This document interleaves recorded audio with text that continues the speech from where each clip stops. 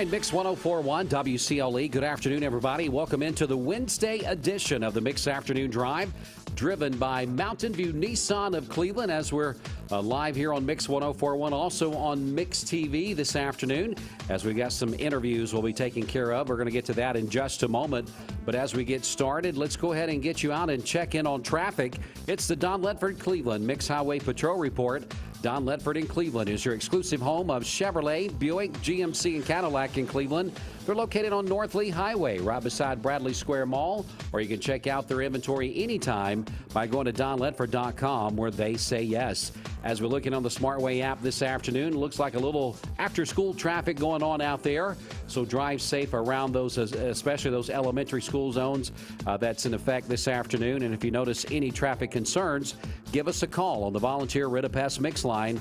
Our number, 614-6499. Also, we're going to let you know about traffic going on around the area from Chattanooga down and even towards the Georgia line. To get all that traffic situation, let's go to Commander Chuck on Mix 104.1. Good afternoon. Chattanooga police still on the scene of a non-injury wreck there at Bonnie Oaks at Jersey Pike. And they're still finishing up that earlier crash. 4700 block of Rosso Boulevard at East 47th. Traffic's on the increase at times. 24 in the Ridge Cut. 75 sliding down into Catoosa County looks good. A little slow. Here 75 northbound up by the East Ridge Ringgold Road exit. Past problems that you normally see in April are actually occurring right now. Call Volunteer Ridipest 698-7205. I'm Commander Chuck with your on-time traffic. All right, Mix 104.1, again, welcome in here to the Mix Afternoon Drive on your Wednesday afternoon. The first of a few interviews we've got this afternoon. Joining me right now, he works for Sethra. It's David Johnson. He is the Director of Housing and Rehab, the program there.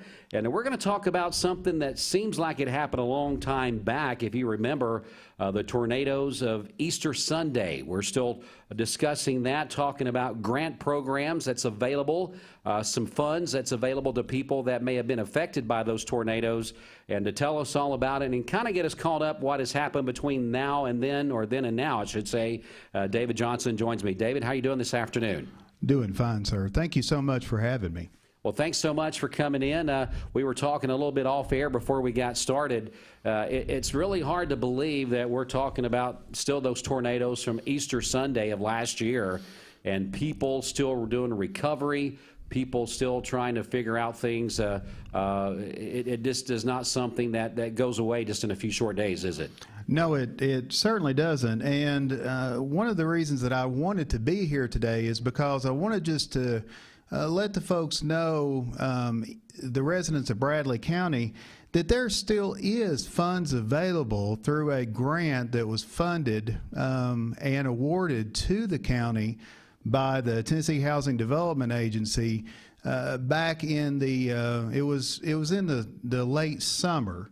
And we've made several announcements in the local paper saying that there is funding available for homeowners that live in the Bradley County area that did have tornado damage.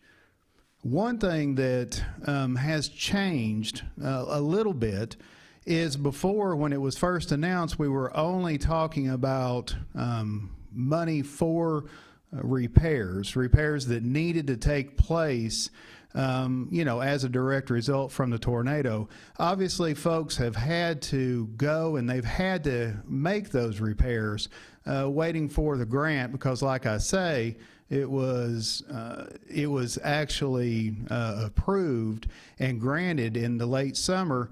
So THDA has come back and they've said that they will look at cases where there can be reimbursement for expenses that homeowners had to put out, directly after the tornadoes, because you can't leave, a hole in your roof for an extended period of time, or it'll just cause more damage. Right. Again, we're speaking with David Johnson. He's here on behalf of Sethra, letting us know about some grants and different programs that's available. Still talking about the tornado relief efforts.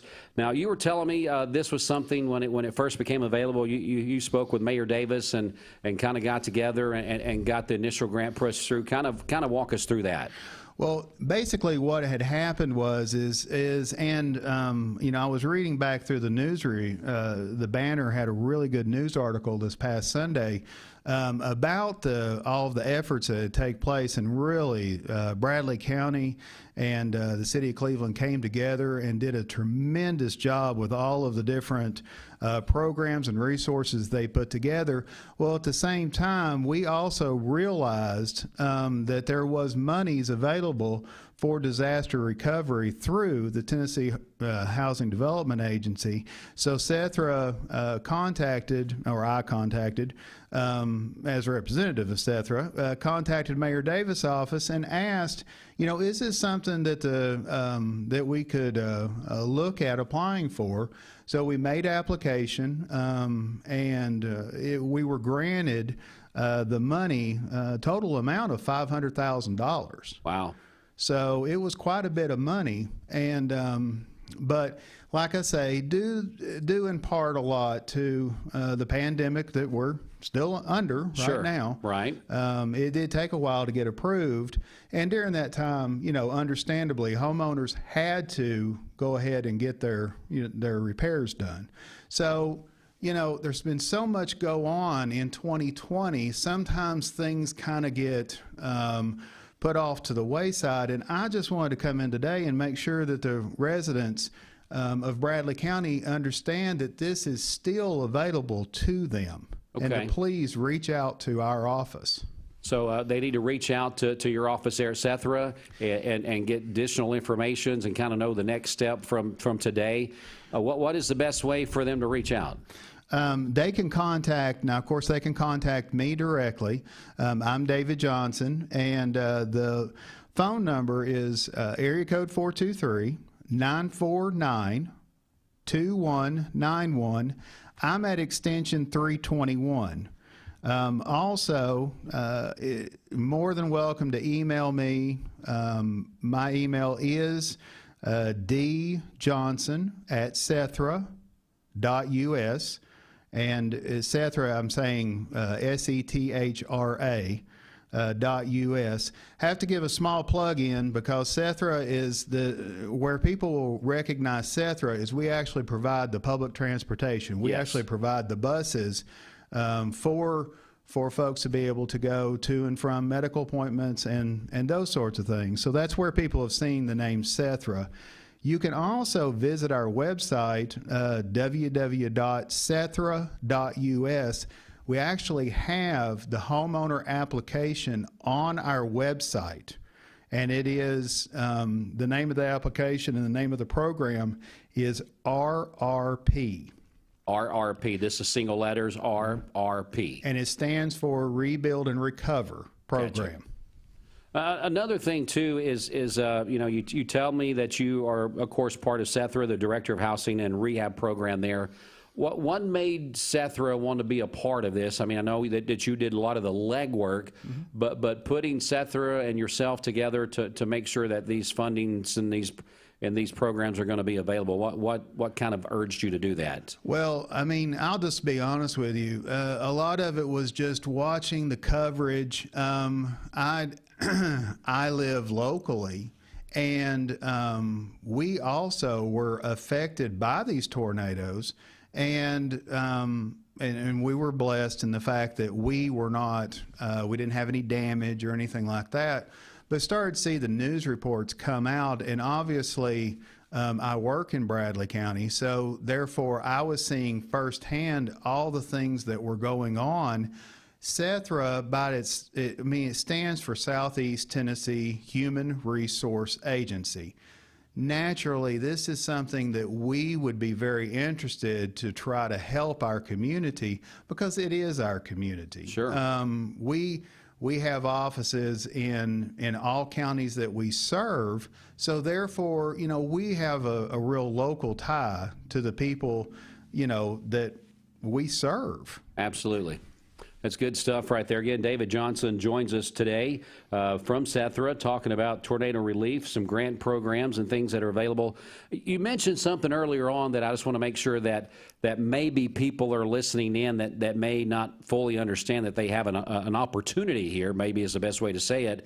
So if people had to go ahead and get some repairs done. Maybe it's patching a hole in the roof, maybe it's replacing a window, whatever they felt. Maybe they had a tree fall down in their yard or something like that that was causing problems, and they went ahead and had to get those done because, of course, we understand with the pandemic and with government in general, things have to go through a process, and so sometimes that takes a while. So what would they need to have in hand to be able to possibly get this reimbursement that you're speaking of? So and we try to make the process as streamlined as possible, but please understand this is a government program. Sure. So there is an application that has to be filled out.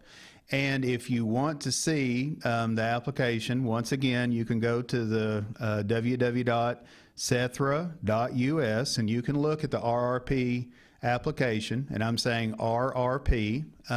You can also call, directly our office, 423-949-2191, extension 321, and talk to myself. But the information that we're going to need is we're going to need, all the information for the application. Then once we get the application, there's a form that we have to fill out. And of course, we'll have to have the homeowner's input.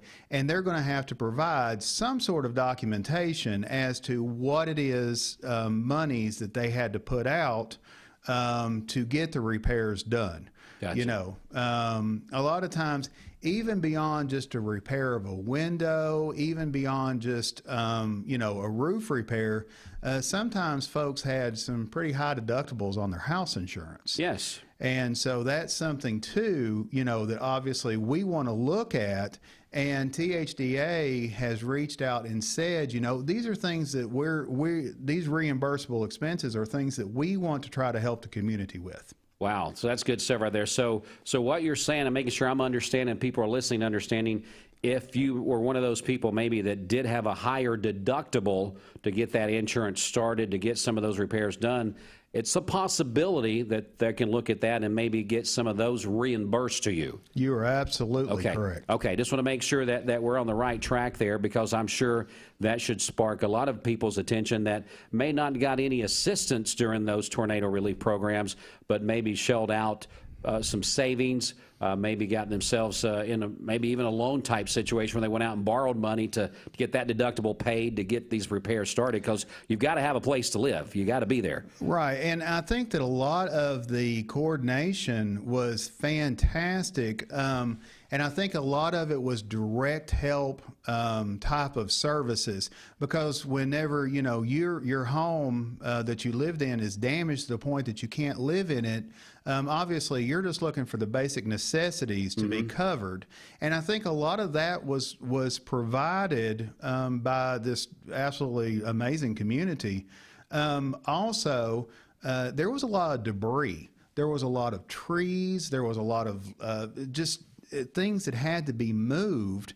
I mean, literally to get back into communities. Sure. So that takes a lot of money, and I think that a lot of those resources were used for that, and it was kind of left upon the homeowners, to try to provide some of their own help for repairs. So that's kind of where this would fit in. Okay, so it's kind of almost like I guess I would compare it to Aflac, if you're thinking about that. Yeah. Kind of some supplemental insurance type situation, right, where you're going to hopefully get some reimbursement for something that you've done there. Hey, if they think that if whenever they compare me to a duck, I'm perfectly fine with that, as long as they'll just call. That's right. We just got to get, and don't leave the money on the table, folks. If you are in question, and what we encourage you to do as well, you may be the child of someone that lives over there. Your parents may live over there, may have a grandparent lived over there, aunt or uncle, or someone from your church. Make sure, if you are that person listening today, go see them and get this information to them, because this could be a tremendous help for them, and some light at the end of the tunnel that these people have been dealing with so much over these past several months. All right. Well, David, I think this is super information as we close our interview here. I am so glad that you came in today to get this information out. If we help one person kind of climb out of a dark hole that they're in, that it was worth definitely our time by leaps and bounds. Give us that information to reach out to you once again, if you don't mind, sir. Okay. First off, thank you for having me. And you can reach out to our office. Direct phone number is 423-949-2191, and I'm at extension 321. That's 321. You can also reach me at email. My email address is djohnson, that's DJOHNSON, at Sethra.us. And that is Sethra.us. You can also visit our website at www.sethra.us.